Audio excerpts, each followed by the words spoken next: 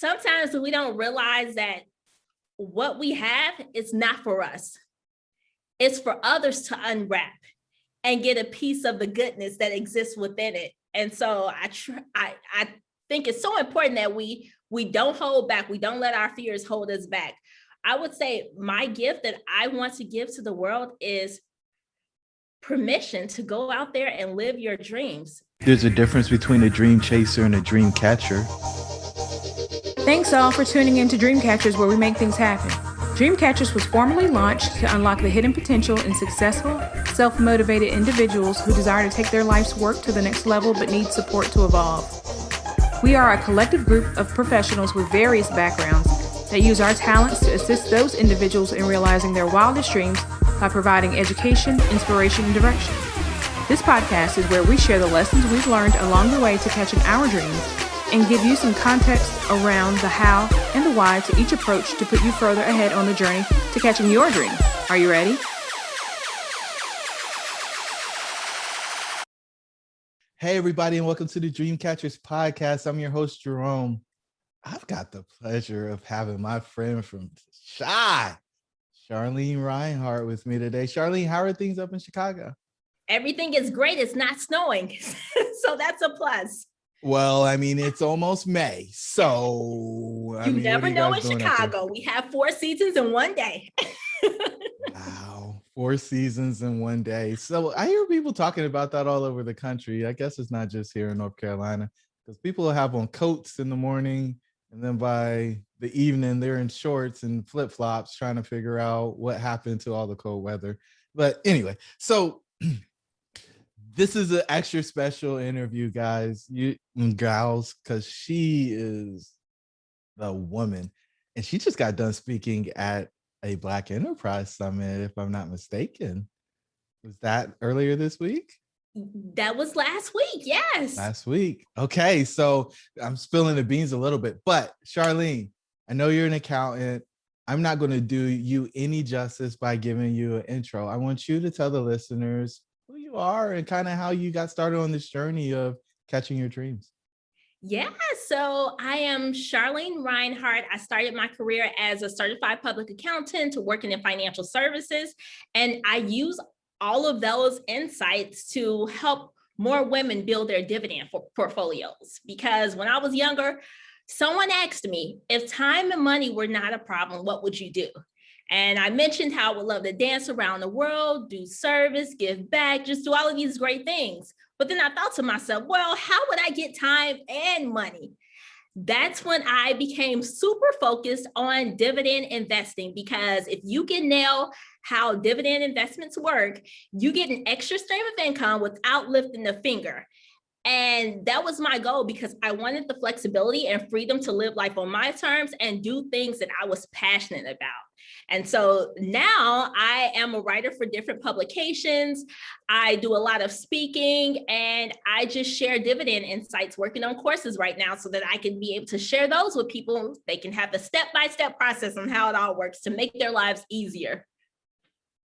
Ooh, you said dance around the world. I'm not going to let that just slip on through. What does that actually mean? Yes, it's very non-traditional, going from CPA in corporate America for 10 years to a dancer. It was absolutely different, but it was something that was on my mind for years, ever since I was in high school. So I was a sophomore in high school. I went to this leadership conference and I saw Up With people. They were salsa dancing, hip hop, just all types of dancing. And they were traveling around the world doing these shows every weekend, living with host families, learning different languages, working with 100 different people. It was just amazing. And I told myself I would love to do something like that. So when I left my job at 28, I got a call from Up With people. I didn't think I would do it, but I ended up doing it. I took that bold move to just dance around the world at 28 and 29. And I salsa danced, which was always my dream, because I was a salsa dancer in college, and I did some while I was working. So I always loved dance. I had that as my extracurricular to keep me energized and just motivated throughout life. So I was able to do that full time, put everything aside and salsa dance in different countries. So traveled around the world, started in the the US, and then went to cities in Mexico, Bermuda, Denmark, Sweden, Belgium to dance. So it was pretty amazing. Yeah, that's just fancy, man. That is just absolutely fancy. So, what? How did this go? I just went to college. Most people take it 5 years to become a CPA, and now 3 or 4, 5 years later, I don't want to do this anymore. I'm out. How did those conversations go? Because I can imagine that there was some significant investment in order to get you to the place you were, and then you're like, yeah, I don't like this.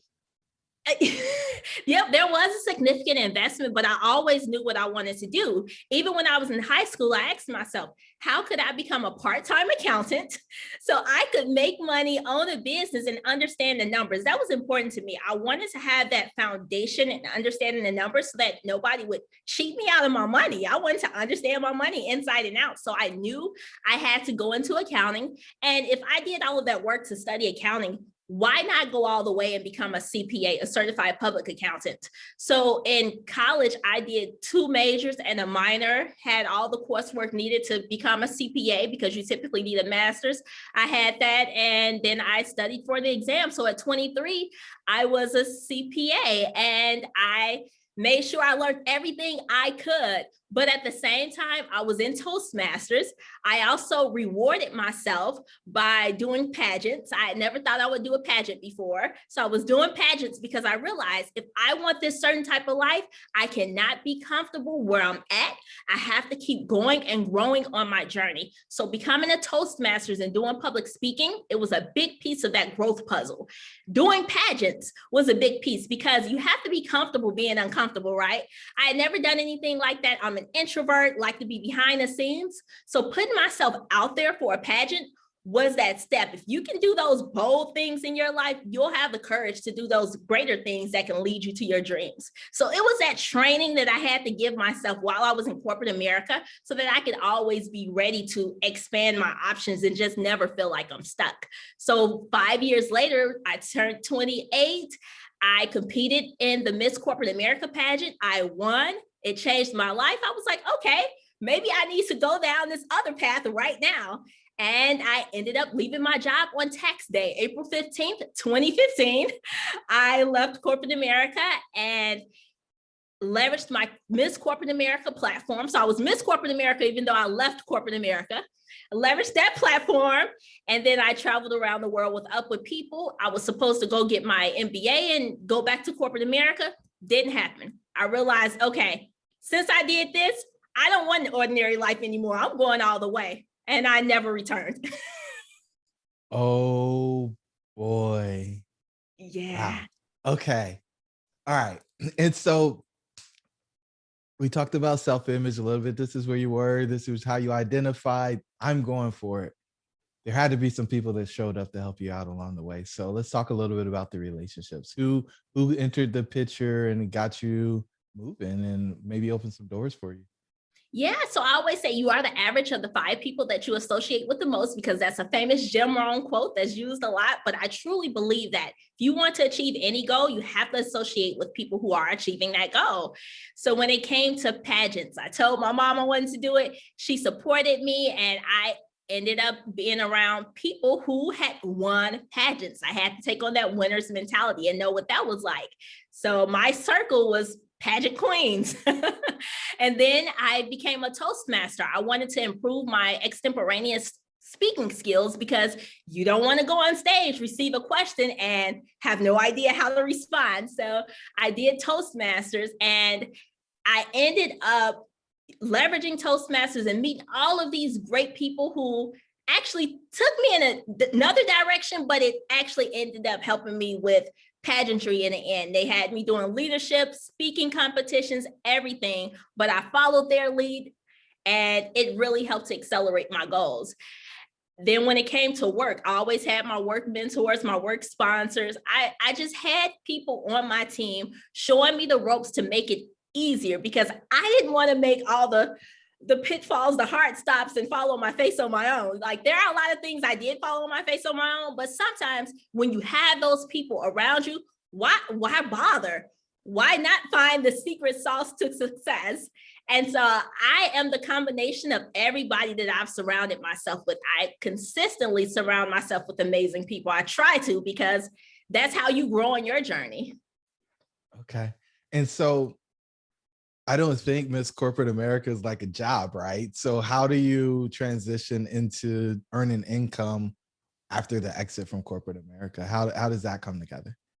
Yeah, so I really had to identify my skills beyond corporate America. That was huge for me. And I think that's where a lot of people are scared. They're like, oh, I've been doing this one thing for so long. I don't even know what other skills I have in my toolkit. So I had to identify, what did I learn from pageantry?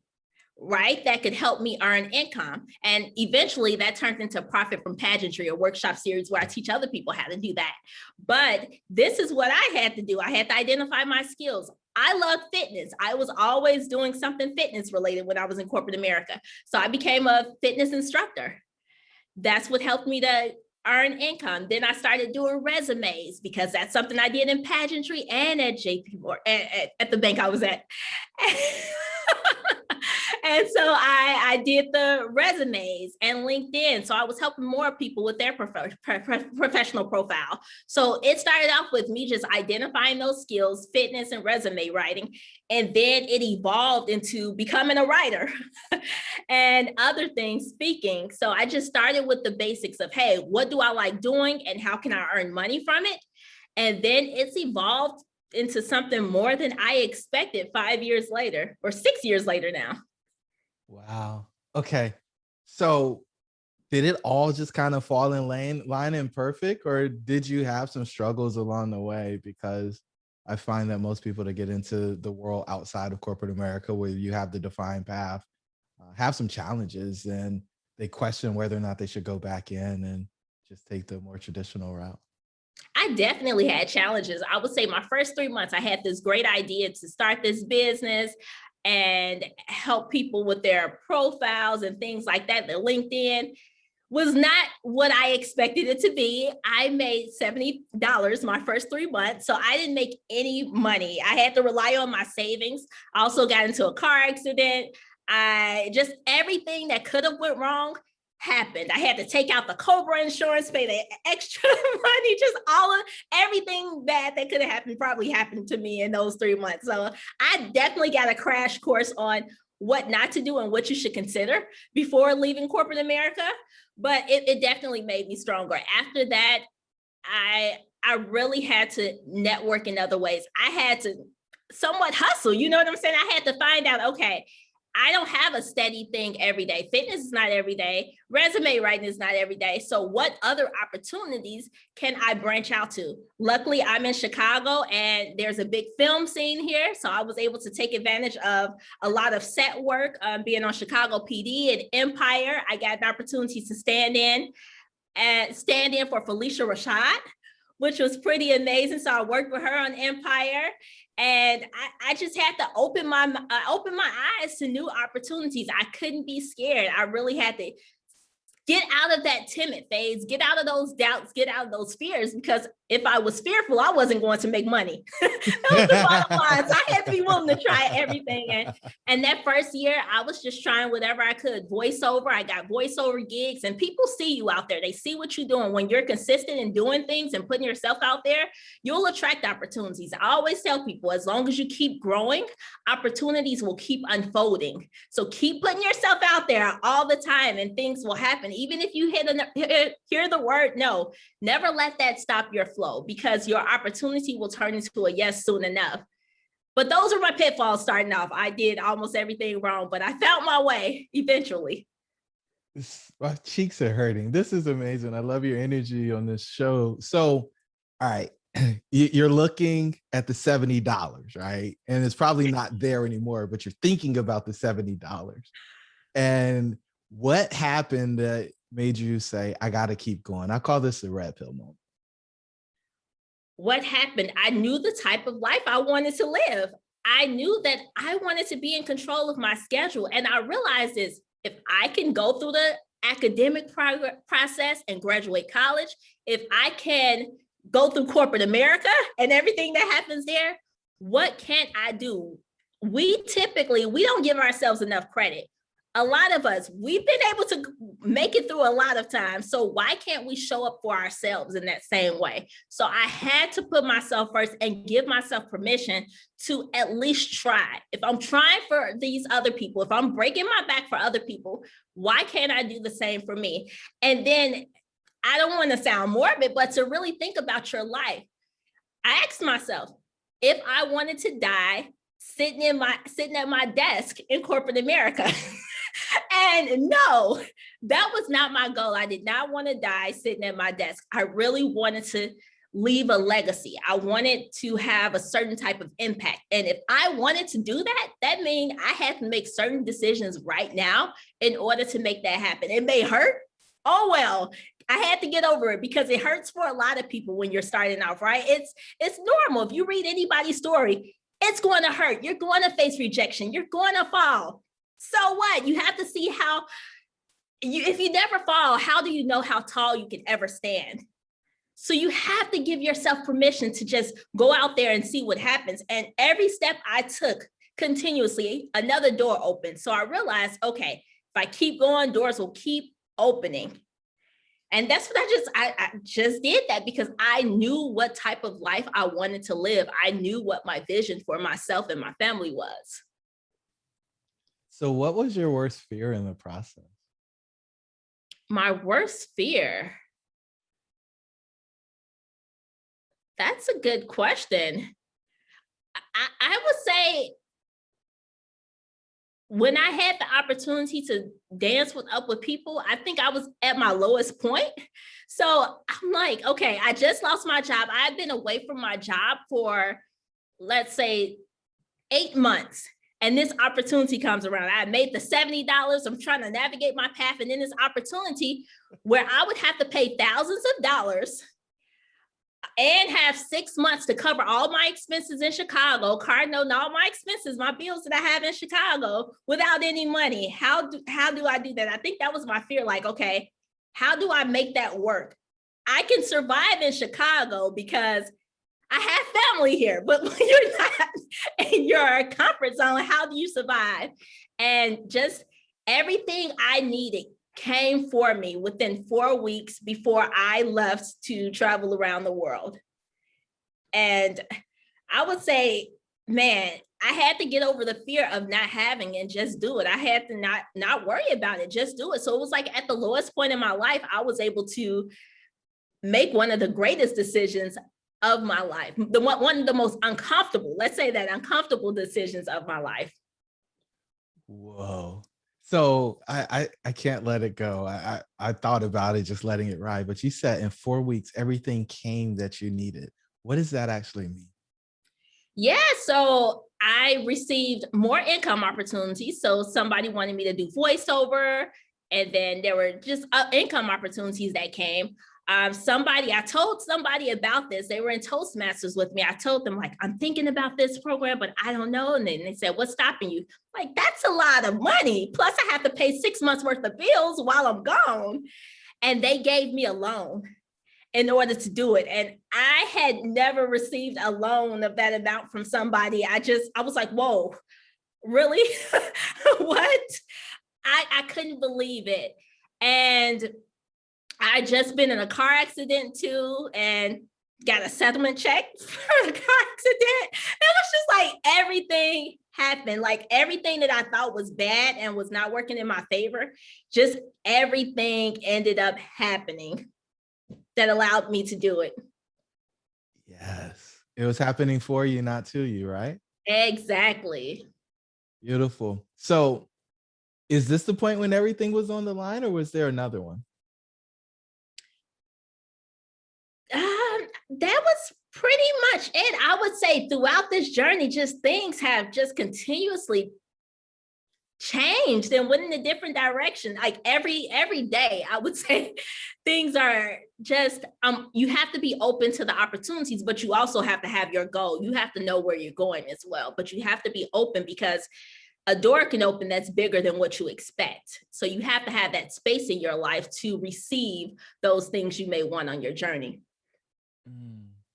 Okay. And so you talked about fitness before, and so let's move into the health piece of the show. What were you doing with your health? Because I mean, traveling, it's pretty easy to eat poorly, not really exercise, even though you're dancing. That's different. Like that cardio is different than exercising to maintain a certain shape and so on. So, what were you doing from a health perspective to stay fit? And maybe what are you doing today if you've changed that since you're off the road and kind of more in Chicago than not? That's a great question. I would say health has been a big part of my journey because when I was studying for the CPA exam at 23, I found myself in the hospital. I thought I was perfectly well, and I was in the hospital and had to take a leave from work for 6 weeks, reduced my pay. And I thought to myself, what if I'm ever in a position where I can't work? What do I do to make a living? How do I make an impact? And that was one of the driving forces too behind everything I do, because you have to just realize it. If you can't go to work every day and make that same amount of money, what do you do? So that's why I became super focused on health in my pageant endeavors. When I was doing Up With People, I wouldn't say I was focused on health when it came to eating. I ate everything in sight because I was around the world and I wanted to try everything. So didn't care about the food. I ate everything in sight, I'll be honest. And then I became a travel writer later on down the line, and I started eating a lot of different foods for free. And yeah, now I'm a vegan. I am a vegan right now. I've been a vegan throughout the entire pandemic. Make my own foods. That is a huge part of my life. Being vegan, because as a woman, you just have to make sure that you're putting the right things in your body so that you can live that mission that you have. There's two sides of the equation. You have this vision. You want to work hard in order to achieve it, but what can get in your way? Your health. So you want to figure out, how do I keep myself healthy in order to realize that vision in front of me? So I'm vegan. That has gave me so much energy over the last 3 years, and people are starting to say I look younger too. So that's a plus. No. That's so cool. I think what you put in your body, whether it's in your mouth or through your ears or through your eyes, makes a huge impact on what comes back out of you. And so Yes, I think definitely. it's beautiful that you emphasize that point, and just your willingness to be open to experience different things. You said you went to Mexico, so did you eat the crickets and the ants? Because those are delicacies there. No, I didn't do that. I couldn't stretch that far. What's up, tribe? It's your host, Jerome. I just want to let you know that we put together a free 15-point checklist for exiting the matrix. Jump on over to dreamshouldbereal.com in order to pick your free copy up. Let's get back to the show.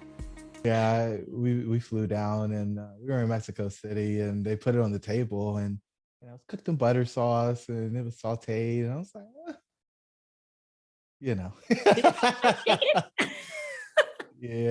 no. I didn't eat the crickets. I did have the ant eggs, though. They were good. They were Wow, actually you're good. bold.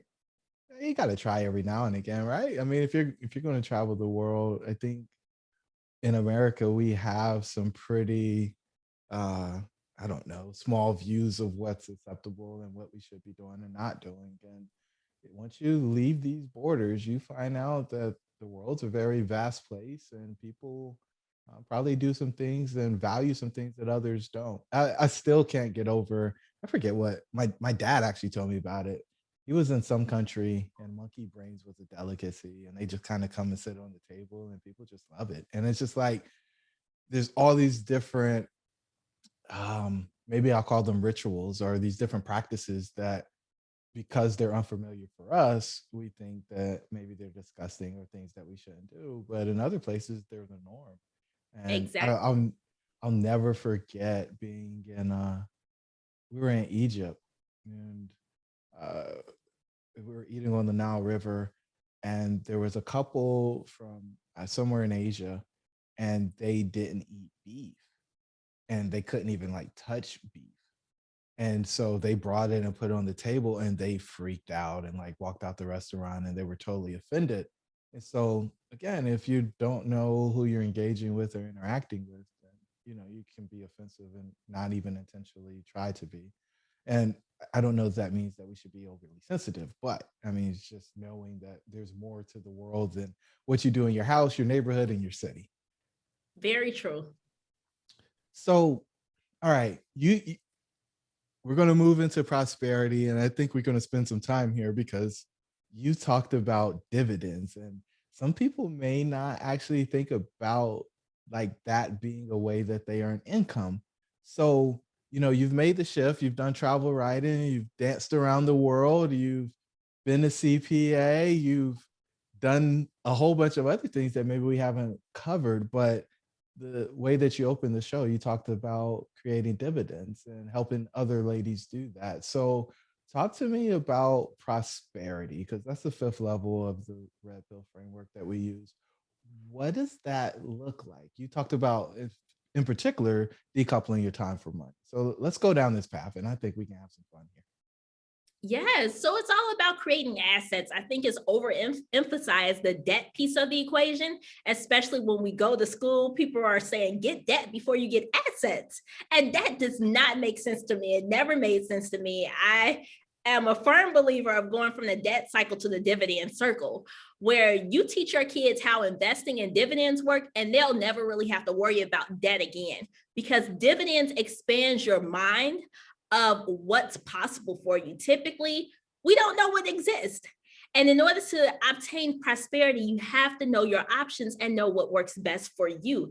Have a portfolio of assets that work for you instead of you working hard for every penny that flows to your pocket.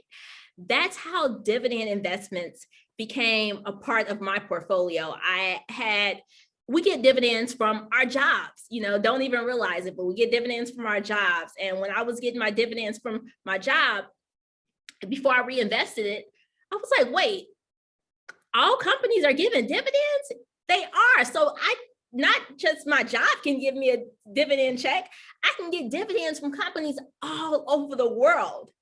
So every time I'm purchasing a product from a company, and if I own a share of that company, they may pay me income every 3 months. That's pretty cool. But you don't just get that income for 3 months. You get that extra stream of income for life.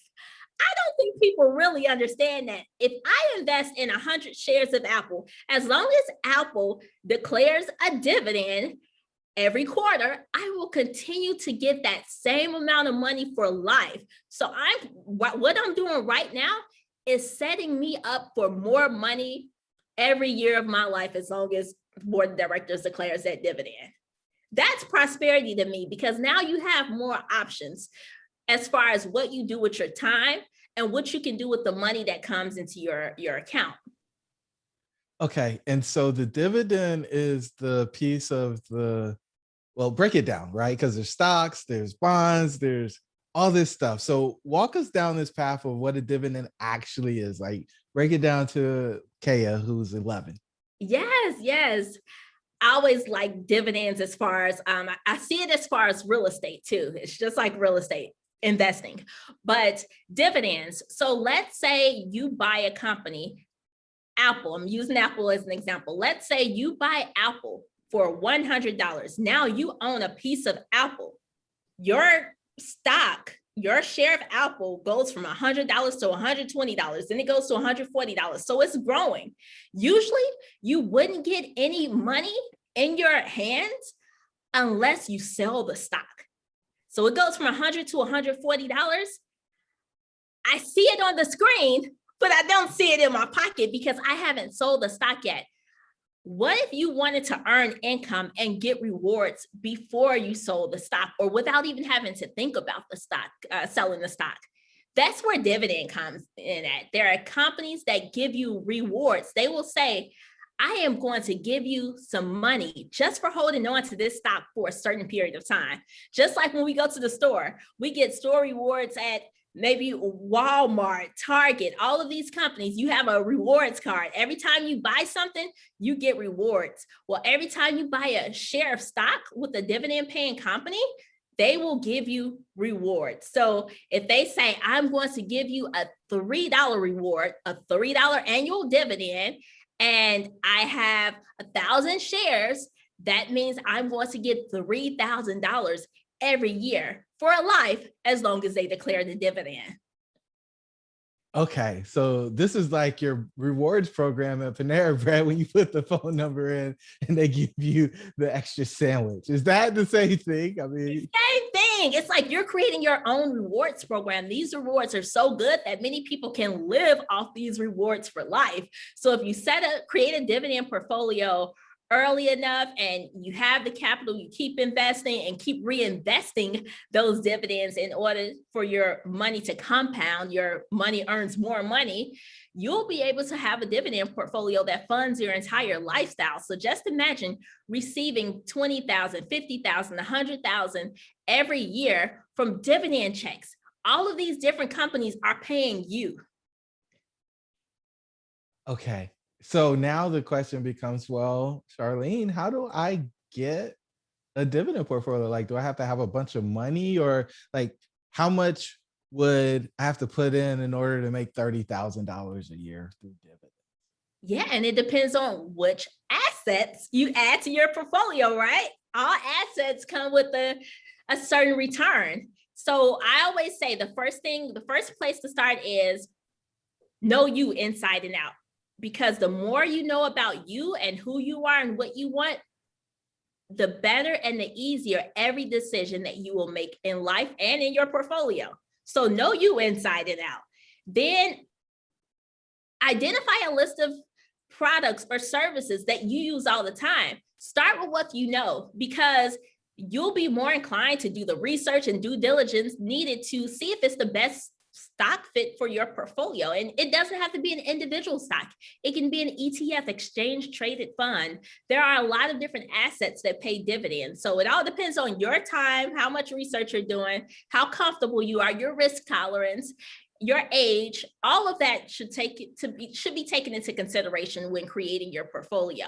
And then 3, how much capital am I working with? You don't need a lot of money to get started, but it's all about positioning your portfolio to keep growing. That's how people win. They take advantage of compound interest. Albert Einstein once said, compound interest is the 8th wonder of the world.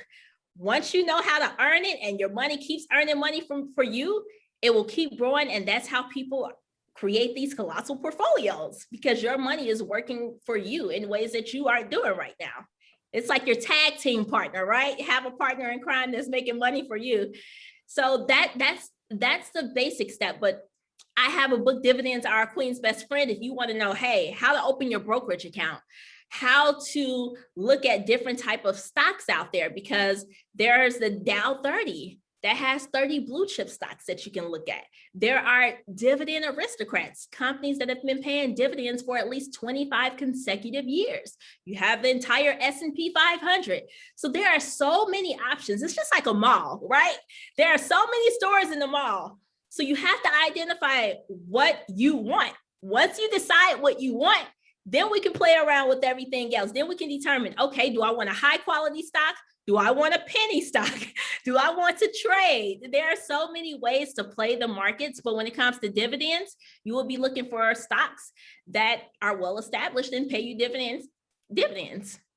So why don't I bet everybody's talking about Bitcoin and cryptocurrencies now. Why wouldn't I just put my money in there? Yeah, so Bitcoin is fairly new. I always believe in diversification, right? So 2017, people were investing in Bitcoin, but 2018, Bitcoin went down and people took their money out. Oh, this is fake. I don't believe in it, because they didn't like the fact their money went down and they weren't receiving anything in return for it. They were scared. So I would always say, manage your risk tolerance, because every investment can go up, can go down. They all have their good and bad days, but you want to give yourself the best chance of winning. So there's nothing wrong with having cryptocurrency in your portfolio if that fits what you want and what you see as the new wave of the future. Have some of that in your portfolio, but also have an extra stream of income like dividends, because you can pass those dividend stocks on to your kids in certain accounts. You know what I'm saying? Things aren't just for you, but what legacy can you leave behind for your kids? So, hey, maybe you want to profit from the cryptocurrency and leave the dividends behind to your kids. Think beyond you when you're constructing your portfolio, because it's really about building a generational legacy. Wow. Okay. All right. So usually what happens when somebody leaves is they get an opportunity. I use air quotes around opportunity to go back into the old world. Did you get any phone calls inviting you to come back into the corporate arena while you were out doing your thing? I did. I got a call. I was getting calls within 30 to 60 days. And I almost went back. Oh, I almost went back. I think about that. It was a tough decision, but a recruiter called me and it seemed like the perfect opportunity. And they asked me, what are you looking for in the job? I said the wrong thing. I was being really honest. Because I knew what I wanted. I wanted the flexibility to work from home. I wanted to work with people, but I didn't want to be on the clock. So I was being really honest. I could not, at that point, I couldn't hide who I truly was. I liked the opportunity, but this is what I saw. If it was the right fit for me, if they agreed with the type of person I am, what I brought to the table, it would work out. It would be a match. I don't have to hide who I am. I want to be honest, straight up front with them. And that didn't work out so well. I didn't get that job. But it's a good thing because I had to realize what I wanted, because job offers are going to come all the time, but you have to make sure you do what's best for you. I actually did get a job offer, another job offer 5 years later, actually recently in December. So I hadn't worked in corporate America for 5 years, December 2020, when I got this job offer to do a 10K. It was an offer, it was a contract position to help a company with their annual report. So annual report is something very short. So you know what? I said, why not? Because if I am helping investors package their portfolio, I want to be even better with the 10K. I want to understand what the new rules are for companies who have to report their financials to investors. So it seemed like a great fit. And so I did that for 10 weeks and it was just a 10-week thing. And for me, I was like, I'm glad that was only 10 weeks because I couldn't do corporate, but I was so grateful that I had the opportunity to do that because it's made me so much better in what I do now and helping other people analyze financial statements and annual reports. So if you do, I'm not saying that you never know what will happen in the future, but you have to make sure it aligns with who you are, what you want, that it makes sense in your overall portfolio of where you want to be in life. Got it. It's got to be in alignment. That piece is interesting because I think so few people try to shrink and change and shift to be what other people want them to be instead of staying true to their values and morals. And what I really like about what you offered to us on some of the opportunities that didn't work out was you said that I was too blunt, I was too direct, I was too much of me, and I didn't get the opportunity. But by being blunt, being direct, that's what actually gets you to cut through out here as an entrepreneur and attracts your tribe to you. And it's strictly your tribe, right? Those folks who love you, like they're super excited and they're ready to support you and all the things that you're putting out into the street because they know it's of tremendous value. So just kind of a nugget there. If you feel like you have to dumb it down, you have to mute yourself, you're probably not in the right spot. Do you still agree? Would you agree with that? I totally agree with that. I feel like it's just like dating, right? It's a two-way street. People, when they think about jobs, they only think about, oh, I hope the job accepts me. No, do you like the job? You're also interviewing the job as well. Every time I talk to a potential recruiter, I'm interviewing them because I want to know what value will this add to my life. You can make money anywhere. I'm not attracted to just money. Okay? I need more than money to get me excited. And so you really have to do that interview to make sure it's a good match for you either now or long term. Love it. Love it. So now that you've been living this life, we're moving into prosperity. What's the biggest approach? Like, what's the biggest difference in your approach to life when you were in corporate to after you've had all these amazing experiences? My biggest approach, that's a good question. I would say learning how to say no. I feel more comfortable saying no to things I don't want to do. When I was in corporate, I felt that I had to say yes. Remember, you're told that you have to say yes to every opportunity, every stretch opportunity that comes your way. And now I realize I have my own performance goals, what I want and how I want to make an impact, how I want to be remembered. So I have to match up everything that comes my way with that. I am the owner of whatever happens. If something doesn't happen, it's because of me. If it does, it's because of the people who've helped me as well. So you really have to, I believe right now, I take control. I have to take control. If I don't do something, I won't make money. You know what I'm saying? So, and I like that. I also give myself the freedom to rest. If I feel that, okay, I should not be working for 3 months, I need to take care of me and my health. Well, I'll take that 3 months and do that. You know what I'm saying? It's all about really creating that life or creating a business, creating a source of income that aligns with where you are right now in life. And I'm pretty comfortable with that now versus when I was in corporate America and thinking I had to take on the world.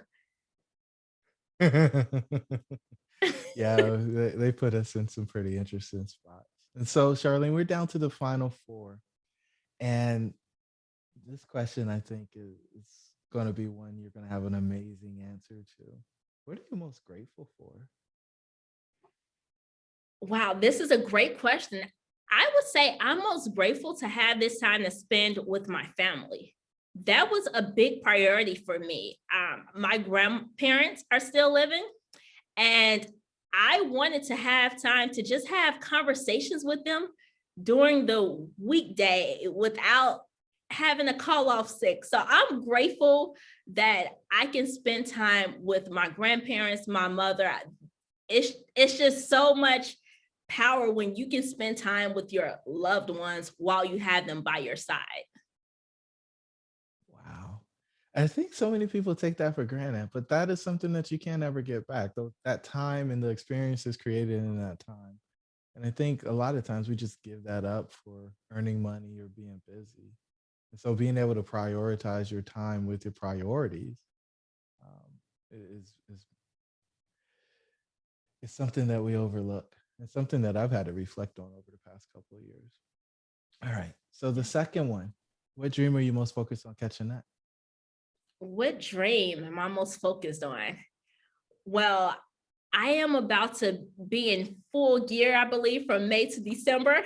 That's my goal as of right now, because I want to hit certain marks as far as getting these dividends out to more people. So I am working on various courses to make sure that more people have access to this. So helping more people is one of those dreams that I have right now. And I'm really about to be in full speed, getting this information out so that it can be available for life. Okay. And so how can the listeners find out more about what you have to offer? Yes, so you can join me at wealthywomendaily.com and sign up for the free newsletter. I'll be sharing constant updates about the courses, all events that we have coming up, everything to keep you in the know. Okay. All right. So final two questions. One of two. What gift are you giving the world? What gift am I giving the world? I love that one. I love it because sometimes we don't realize that what we have is not for us. It's for others to unwrap and get a piece of the goodness that exists within it. And so I think it's so important that we don't hold back. We don't let our fears hold us back. I would say my gift that I want to give to the world is permission to go out there and live your dreams. And I believe I try to live that every day in whatever I do. If there's a dream out there I want to pursue, I go for it. Even if I'm scared stiff and have no idea where it will go, I go for it. Because when you give yourself permission to do bold things, you unconsciously give other people permission to do the same. And I think that's so important, because if everybody is operating in their gifts and being who they were meant to be, the world would just be such a beautiful place. Everything would be different around us. Whoa. Charlene, I appreciate you being bold and giving yourself permission to go chase your dreams. What's interesting is a lot of the folks that I talked to on the podcast, when I asked like what happened when they when they made the decision to leave and go do the thing. And they say, well, this person said this and that person said that. And I started questioning whether or not I should go do it. But at the end of the day, every single person gives themselves permission to go do it. They're not asking anybody if this is a thing that they should do.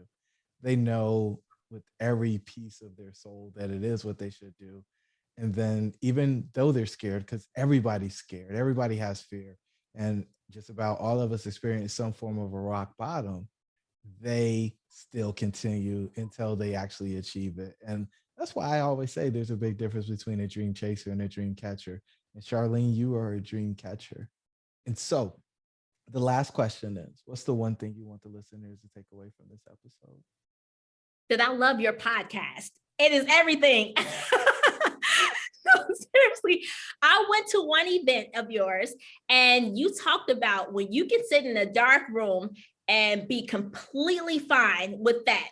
That's when you know you're ready for that next level, or you just reached the point where you're just okay. And I felt that. And that's what I want people to take away from this podcast, that there are so many distractions around you. Cut out the noise and really hone in on what that dream looks like for you. Be around people who are living that dream, and be willing to invest in yourself so that you can make that dream a reality. And you've been a great example of that, Jerome. So I'm so happy that you're doing this podcast and helping other people to catch their dreams right now. Wow. So you heard it from Charlene, ladies and gentlemen. You got to go out there and catch your dreams. And until the next time, your dreams should be real. We'll talk to you soon. Thank you for joining the tribe today. We would love to hear from you. Please don't forget to rate, like, and share. Perhaps someone you know could benefit from what we've discussed. Until the next time, remember that your dreams should be real.